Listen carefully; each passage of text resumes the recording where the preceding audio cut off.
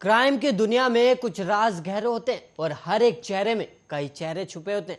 हत्या के दाग बड़े गहरे होते हैं और मिटाने को सुराग परत दर परत कई पहरे होते हैं, लेकिन हर पर्दा हटेगा और हर राज खुलेगा। क्राइम सीन में बचता हर अपराधी फिरेगा। नमस्कार, क्राइम सीन में स्वागत आप सभी का और आपके साथ मैं हूं इश्तियाक अहमद। एक बार फिर से मैं हाजिर हूं क्राइम में छिपी गुत्थी को सुलझाने के लिए। और आज हम क्राइम सीन की खबरों की शुरुआत करेंगे पश्चिम बंगाल से, जहां पर एक टीएमसी नेता की हत्या कर दी गई। जी हां, पश्चिम बंगाल में कई नेताओं की दिन दिहाड़े हत्या हो रही है और कई हत्याएं तो राजनीतिक दिखाई पड़ती हैं, तो कुछ में कोई पुरानी रंजिश का मामला सामने आता है। और अब मुर्शिदाबाद में एक टीएमसी नेता की हत्या कर दी गई और कुछ गुंडों ने उस समय नेता पर हमला कर दिया जब वो अपने घर की ओर लौट रहे थे। और जानकारी मिली है कि शनिवार को टीएमसी नेता टैगोर की हत्या कर दी गई है और इस अपराध को मुर्शिदाबाद के बहरा गांव में अंजाम दिया गया। और वहीं बताया जा रहा है कि टैगोर पार्टी के काम से शनिवार रात को बबला गांव गए थे और वहां से जब वो वापस लौट रहे थे तब कुछ गुंडों ने उनको रास्ता रोक लिया और फिर नुकीले हथियारों से हमला कर दिया और वो बुरी तरह जख्मी हो गए। और घटना के तुरंत बाद टीएमसी नेता को एक स्थानीय अस्पताल ले जाया गया, लेकिन उन्होंने वहां पहुंचने से पहले ही अपना दम तोड़ दिया। और अभी तक इस हमले की किसी ने जिम्मेदारी भी नहीं ली है और पुलिस द्वारा किसी को गिरफ्तार भी नहीं किया गया। लेकिन इस हत्या के बाद से ही इलाके में माहौल काफी तनावपूर्ण है। जैसे ही टीएमसी नेता की हत्या वाली बात क्षेत्र में फैली और समर्थकों द्वारा कई घरों को आग के हवाले कर दिया गया और स्थिति को बिगड़ता देख भारी संख्या में फोर्स को भी तैनात कर दिया गया। और वहीं मृतक टैगोर की बात करें तो वो टीएमसी के लिए लंबे समय से काम कर रहे थे और वहीं उनकी पत्नी रूपाली बीबी भी टीएमसी की ही सदस्य और पंचायत स्तर पर काम करे। लेकिन अब कुछ गुंडों ने उनके पति की हत्या कर दी और पूरे क्षेत्र का माहौल तनावपूर्ण बना हुआ है। वैसे 2 हफ्ते पहले ईटाहार में बीजेपी नेता की भी हत्या कर दी गई थी और बीजेपी ने उस हत्या का जिम्मेदार टीएमसी को बताया था, लेकिन टैगोर के इस मामले में अभी तक कोई राजनीतिक एंगल सामने नहीं आया।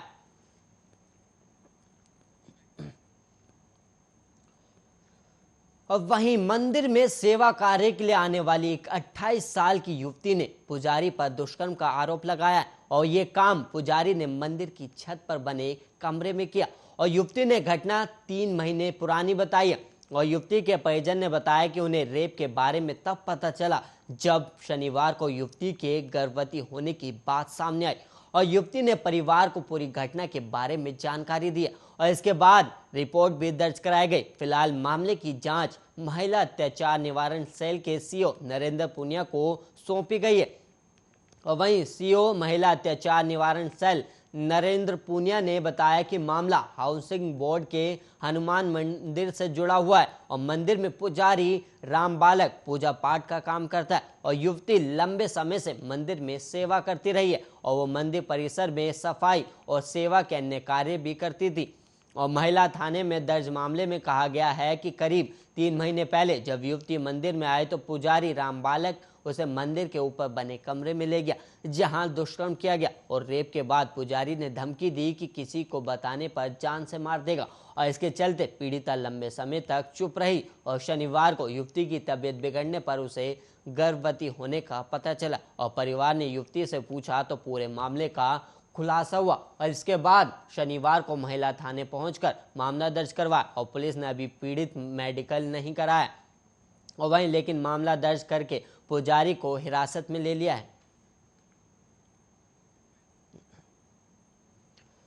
और वहीं असम और मिजोरम के बीच की तल्खी कम होने के बजाय बढ़ती जा रही और वहीं स्थिति सुधरने से पहले ही तनाव फिर खड़ा होता देखा जा सकता है। और वहीं अब असम मिजोरम सीमांत के हैलाकंडी इलाके में विस्फोट की खबर सामने आई और वहीं आपको बता दें कि इस विस्फोट में कोई घायल तो नहीं हुआ, लेकिन इस विस्फोट ने दोनों राज्यों को फिर एक दूसरे के सामने खड़ा कर दिया और यह घटना शनिवार की बताई जा रही है। और असम पुलिस ने मिजोरम के एक सुरक्षा कर्मी को मौके से गिरफ्तार भी किया है और वहीं पुलिस के मुताबिक जिस समय ये विस्फोट हुआ था तब मौके पर मिजोरम का ये सुरक्षा कर्मी भी घूम रहा था और इसके पास से एक कोडेक्स तार भी बरामद हुआ है और ऐसे में असम पुलिस ने उसे गिरफ्तार कर लिया और अब आगे की जांच की जा रही है।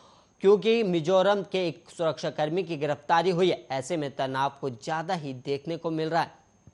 और घटना के तुरंत बाद इलाके में सेना के जवान भी भारी संख्या में खड़े कर दिए गए और उन जवानों की वजह से मिजोरम के कई श्रमिक भाग खड़े हो गए।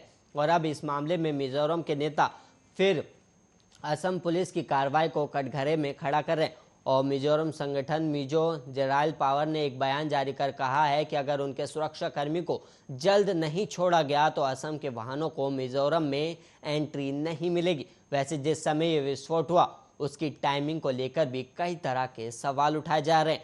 दरअसल बीते कुछ दिनों से असम पुलिस कचुरथल इलाके में बन रहे एक पुल निर्माण का विरोध कर रही है और अब ये पुल कुल 5 ऐसी जगहों से होता हुआ निकलेगा जहां पर दोनों मिजोरम और असम के बीच सीमा विवाद है। ऐसे में उस विरोध के बीच ही ये विस्फोट हुआ है और अब असम सरकार इसकी एक विस्तृत जानकारी और जांच कराना चाहती है। और वहीं जानकारी के लिए आपको बता दें कि असम और मिजोरम के रिश्ते इस साल 26 जुलाई को सबसे ज़्यादा बिगड़ गए थे। तब दोनों राज्यों के बीच जमकर हिंसा हुई थी जिसमें असम पुलिस के 6 जवान शहीद हुए थे और कई आम नागरिकों की भी अपनी जान गंवानी पड़ी थी। और उस भयंकर हिंसा के कुछ दिन बाद ही दोनों राज्यों के बीच सहमति बनी थी कि संबंधित बलों और अधिकारियों को विवादित और अशांति वाले क्षेत्रों में नहीं भेजा जाएगा।